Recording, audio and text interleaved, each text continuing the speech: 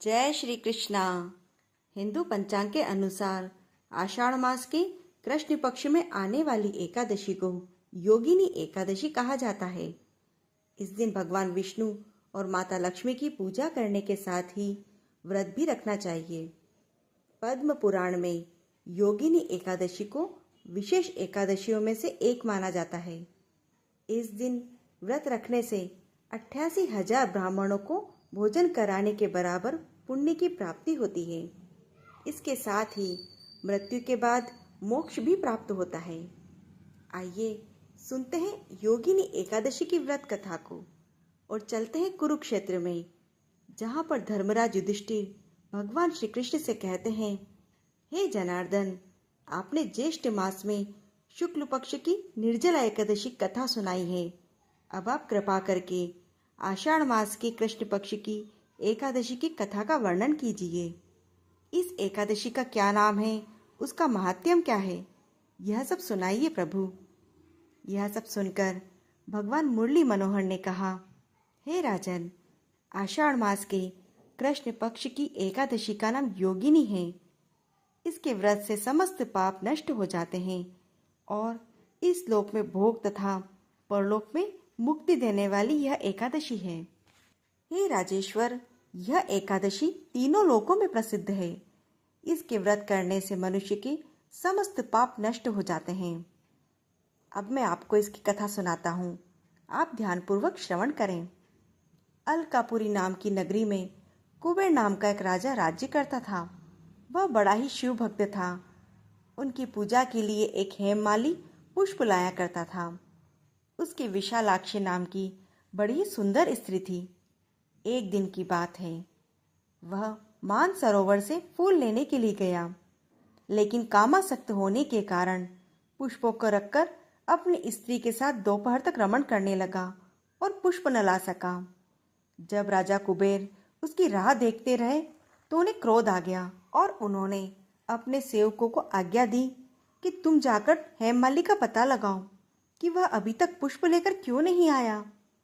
जब यक्षों ने उसका पता लगाया और वह कुबेर के पास आकर कहने लगे, हे राजन, वह माली तो अभी तक अपनी स्त्री के साथ ही बैठा हुआ है। यक्षों की इस बात को सुनकर कुबेर ने हेममाली को बुलाने की आज्ञा दी। जब हेममाली राजा के सम्मुख डर से कांपता हुआ उपस्थित हुआ तो उसे देखकर राजा को अत्यंत क्रोध आया और क्रोध के कारण उनके होंठ फड़कने लगे। उन्होंने कहा, हे पापी महानीच, तूने मेरे परम पूजनीय ईश्वर का अनादर किया है। इससे मैं तुझे श्राप देता हूं कि तू अपनी स्त्री का वियोग भोगेगा और मृत्यु लोक में जाकर तू कोढ़ी होगा। कुबेर के श्राप के प्रभाव से वह हेममाली पृथ्वी पर गिरा और कोढ़ी हो गया। उसी क्षण उसकी स्त्री भी उससे बिछुड़ गई। मृत्यु लोक में आकर उसने महादुख भोगे, लेकिन शिव भक्ति के प्रभाव से उसे पूर्व जन्म की सुध रही। इसीलिए अपने कुकर्म को याद करके वह हिमालय की ओर चल दिया और चलते चलते मार्कंडेय ऋषि के आश्रम में पहुंचा। वह ऋषि अत्यंत वृद्ध और दूसरे ब्रह्मा के समान ही प्रतीत हो रहे थे। उनका आश्रम भी ब्रह्मा की सभा के समान ही शोभायमान था।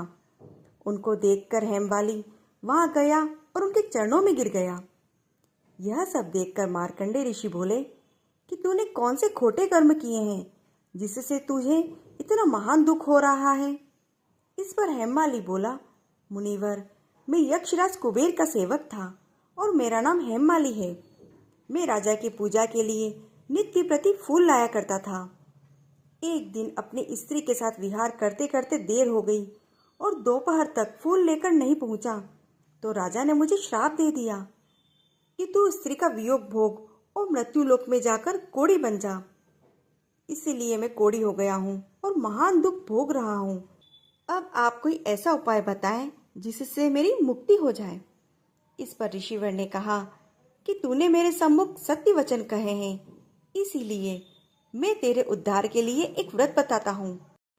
यदि तू आषाढ़ मास के कृष्ण पक्ष की योगिनी नामक एकादशी का व्रत करेगा तो तेरे समस्त पाप नष्ट हो जाएंगे। इस पर हेममाली बहुत ही प्रसन्न हुआ और मुनिवर के वचनों के अनुसार उसने योगिनी एकादशी का विधि पूर्वक व्रत किया, जिसके प्रभाव से वह फिर से अपने पुराने स्वरूप में आया और अपनी स्त्री के साथ विहार करने लगा। भगवान श्री कृष्ण कहते हैं, हे राजन, इस योगिनी एकादशी की कथा का फल 88 सहस्त्र ब्राह्मणों को भोजन कराने के बराबर है। इसके व्रत से मनुष्य के समस्त पाप दूर हो जाते हैं और उन्हें स्वर्ग की प्राप्ति होती है। इसी प्रकार की कथाओं का आनंद लेने के लिए आप इस चैनल को सब्सक्राइब जरूर करें और इस कथा को लाइक व शेयर करें। जय श्री कृष्ण।